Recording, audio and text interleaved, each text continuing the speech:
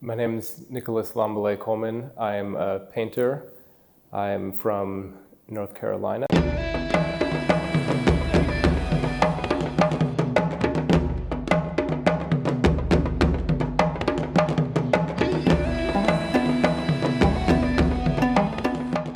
I've been painting in some way for all of my life. It's something that I was really drawn to growing up. I was around a lot of artists primarily because my grandmother lived in an arts community in upstate New York, and her house, my house growing up, was filled with art books, and it was always something that sort of allowed me to enter a world of my own creating. And that's, I think, how I describe my connection to art, is that it's really been a world building exercise for me. It's been a way of reimagining both my surroundings, but also how I interact with them, how I see myself, how other people see me.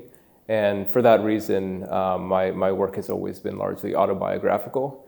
It's been based around scenes from my life, whether that be more mundane, everyday occurrences or habits of mine, or whether it be sort of larger themes and ideas that have sort of shaped and continue to shape the way that I navigate the world. So there's a lot of self-portraiture involved in that, but then I also incorporate a lot of elements of still life and of family depictions and everything like that. And altogether, I think that it's really just my way of interpreting and communicating how I feel about my place in the world. So it's something that's been, a constant evolution, and I still think that I'm quite early in my career, but it's been incredible to be able to share these things with people, because, a lot of it just sort of exists in my mind. But the really beautiful thing about art and about painting is that you're able to present what's really truly a unique perspective on the world and on your life in a way that people can understand in a really deeper sense. And that's what I hope to achieve through my painting. I'm always really interested in the material landscape of places that I visit. So the architecture, the environment, colors, patterns, furniture, everything like that. And I think that both while I was here, but then also, when I'm home and continuing to work, I'll constantly be referring back to things that I saw here in Dakar, places that I saw. But it could be something as simple as, a color on a building that I really liked that I may incorporate into a painting that's not exactly depicting what I saw, but it's just something about the mood and about the feeling of being here that I can use to make my work more dynamic or more layered, I think. And then, as it relates to the sea and to the ocean, that was really one of the things that I think was most present in my mind when I arrived. And then obviously in the studio with the sweeping view of the ocean, it's impossible not to be referring to it constantly. And obviously in my work, it's something that became one of the sort of through lines between all the paintings that I did here. But it was absolutely a way of thinking about a lot of different connections for myself and for the city, and then where I grew up as well.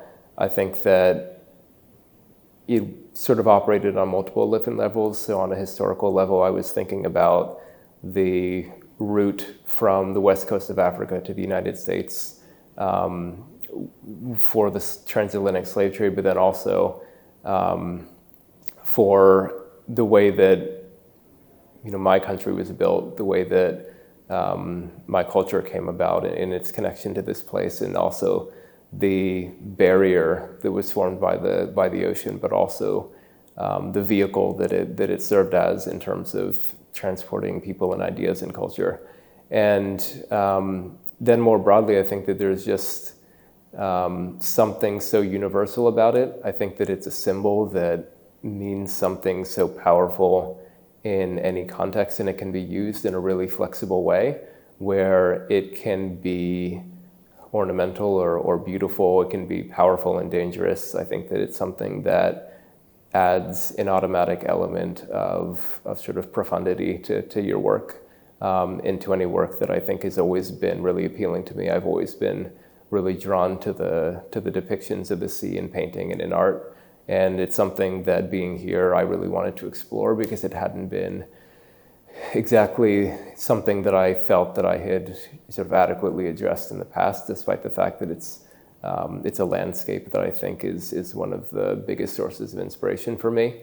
And being here in Dakar, seeing the way that the ocean functioned in both the history and the present day of the city, like I mentioned with the fishermen or with Gorée Island, and learning about just centuries of history of this place as a maritime port in both sort of painful and productive ways, I think is quite a big idea, and it's an idea that's sort of like an endless source of inspiration.